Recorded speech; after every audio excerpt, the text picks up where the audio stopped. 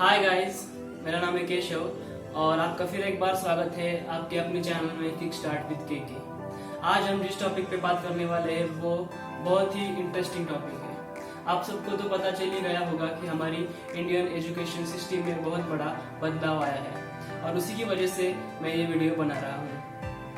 और आपने देख ही लिया होगा टीवी पे, न्यूज़ पे, पर आपको थोड़ा थोड़ा आइडिया होगा कि क्या है। पर आपको अगर पूरा जानना है तो इस वीडियो को आखिर तक देखिए, जिससे आपका पूरा डाउट क्लियर हो जाएगा। और इस वीडियो में आपको बहुत सारे फैक्ट बताऊंगा, इसलिए आप इस वीडियो को पूरी तरह देखिए और आपके सारे डाउट क्लियर कीजिए।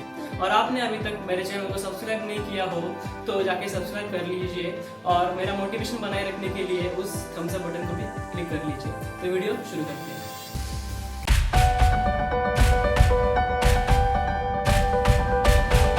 आपको पता चल ही गया होगा कि मानव संसाधन मंत्रालय का नाम बदलकर शिक्षा मंत्रालय कर दिया गया है और उसी वजह से ये सब बदलाव किए गए हैं। मैंने आपके लिए बहुत सारे पॉइंट्स बना के रखे हैं जिससे आपको पता लगेगा कि आप क्या जानकारी लेने वाले हैं। तो पहला पॉइंट स्कूल के लिए है। अब तक भारत की शिक्षा 10+2 के हिसाब से चलती थी और अब से ये 5+3+3+4 में कर दिया गया है।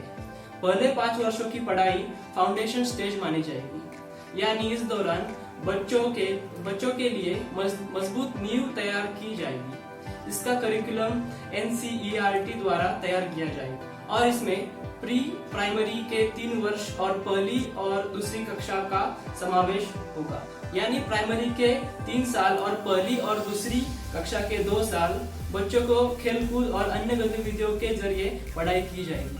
उसके बाद तीसरी कक्षा से 5वीं कक्षा के बच्चों के भविष्य के लिए उनको तैयार किया जाएगा। इसमें उनका परिचय विज्ञान, गणित, कला, सामाजिक विज्ञान जैसे विषयों से होगा। इससे अगले 3 साल मिडिल स्टेज माने जाएंगे और इसमें क्लास 6 to क्लास 8 होंगे। इस स्टेज में बच्चों को सिलेबस के हिसाब से पढ़ाया जाएगा। उसके बाद कक्षा 9 से 12 तक लास्ट स्टेज होगी। इसमें छात्रों में किसी विषय के लिए रुचि पैदा की जाएगी, उसकी विश्लेषण क्षमता को बढ़ाया जाएगा और उन्हें बड़े लक्ष्य निर्धारित करने के लिए प्रेरित किया जाएगा। लेकिन सबसे इम्पोर्टेंट बात है कि स्कूलों में पहले जैसा स्ट्रीम सिस्टम नहीं होगा। इसका मतलब है कि आर्ट्स का कोई छात्र फिजिक्स की पढ़ाई करना चाहता है और अगर अकाउंट्स का कोई छात्र इतिहास की पढ़ाई करना चाहता है तो वो ऐसा कर सकता है। ये कैसे होगा ये आने वाले समय में बताया जाएगा। और एक इम्पोर्टेंट बात है कि 5वीं कक्षा तक पढ़ाई अब अपनी मातृभाषा में, राष्ट्रभाषा में या स्थानिक भाषा में ही होगी। मतलब अंग्रेजी में पढ़ाई की अनिवार्यता नहीं रहेगी। ये एक बहुत बड़ा बदलाव है। आप अपनी मातृभाषा में, लोकल भाषा में पढ़ाई कर पाएंगे। उदाहरण के लिए अगर आप आपके बच्चों को मराठी या संस्कृत या बंगाली में पढ़ाना चाहते हैं तो आप ऐसा कर सकते हैं और अंग्रेजी में सिर्फ विषय के तौर पर आपको पढ़ाई जाएगी।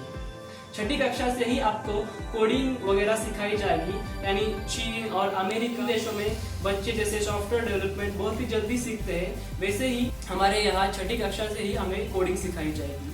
और 6ठी कक्षा से ही हमें अगर आपको किसी सब्जेक्ट में रुचि है और आपको उसका प्रैक्टिकल नॉलेज लेना है तो आप इंटर्नशिप वगैरह भी कर सकते हैं।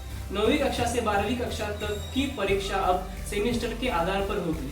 एक साल में 2 सेमेस्टर होंगे और उन दोनों सेमेस्टर के अंकों को जोड़ के आपकी फाइनल मार्कशीट तैयार होगी। यानी जैसे 12वीं के बाद होता है वैसे 9वीं से 12वीं तक होगा। रिपोर्ट कार्ड को 360 डिग्री असेसमेंट के द्वारा तैयार किया जाएगा।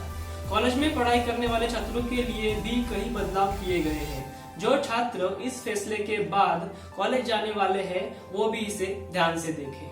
पहले आपको अगर 4 साल का कोर्स करना पड़ता था तो अगर आपने वो कोर्स पूरा नहीं किया तो आपको डिग्री का सर्टिफिकेट नहीं मिलता था, पर अब ऐसा नहीं होगा। अगर आपने 1 साल कॉलेज किया है और छोड़ दिया तो आपको एक सर्टिफिकेट मिलेगा। अगर आपने 2 साल कॉलेज पूरा किया तो आपको डिप्लोमा का सर्टिफिकेट मिलेगा। अगर आपने 3 साल कॉलेज पूरा किया तो आपको बैचलर डिग्री मिलेगी और आपने अगर 4 साल कॉलेज पूरा किया तो आपको रिसर्च के सर्टिफिकेट के साथ डिग्री मिलेगी। इस व्यवस्था को multi entry and multi exit की व्यवस्था कहा जाता है।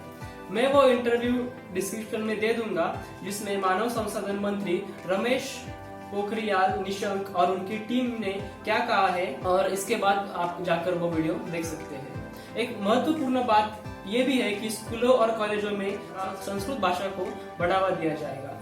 संगीत, कला और साहित्य को देश के हर कॉलेज में पढ़ाया जाएगा। ये शिक्षा नीति 2021 एंड 22 के एकेडमिक ईयर में लागू की जाएगी। तो आपको ये इन्फॉर्मेशन कैसी लगी ये आप मुझे कमेंट सेक्शन में कमेंट करके बताइए, और आपको अगर कोई डाउट हो वो भी आप कमेंट सेक्शन में बता सकते हैं। और अगर आपने मेरे चैनल के बाकी के वीडियोस नहीं देखे हैं तो ये आई बटन में मैं उसे दे दूंगा, तो आप वो वीडियो जाके देख सकते हैं। और आप उस लाइक बटन को क्लिक कीजिए। इससे क्या होता है, इससे मेरा मोटिवेशन बना रहता है कि मैं आपको ऐसे ही यूजफुल वीडियोस देता रहूं। तो हम अगले वीडियो में मिलते हैं। Bye bye and take care.